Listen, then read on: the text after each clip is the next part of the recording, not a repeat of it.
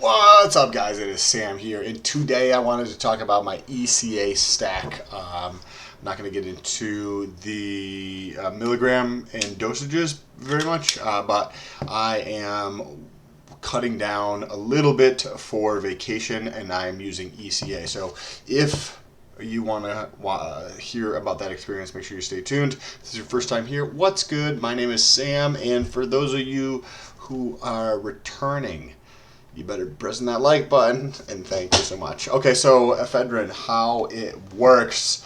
Well, ephedrine is like kind of legal, like kind of not legal in the U.S.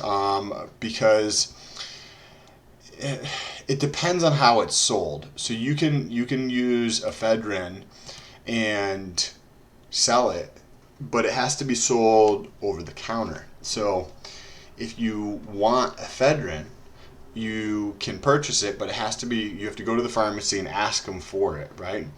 So you can take that and you can mix it with, and right here, read this first line here: ephedrine pills are stimulants that raise your metabolic rate of the user's body. So basically you just burn more energy, right, through that stimulation.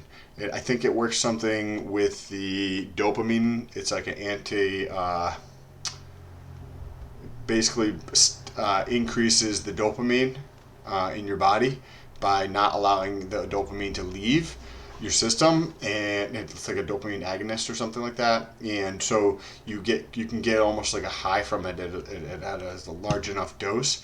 I think if you Google the average dose, that's not going to do that to you unless you're super hypersensitive to that. But what is unique though is when you combine it with caffeine and aspirin. So while caffeine changes the way the brain and the body work. When awake, the levels of this, whatever it is in the hour making, blah, blah, blah, to nerve cell. Caffeine looks like this, and caffeine binds to it. So caffeine does the same thing, where when awake, the levels of it in the brain rise each hour, making the brain and the body more alert. So it does the same thing. It almost fills the receptors to make you feel less tired. It doesn't stimulate you necessarily. It just makes you feel less tired, which is a byproduct, makes you feel more awake. And then how aspirin works, from my understanding, aspirin almost works as like a stimulant for ephedrine and caffeine.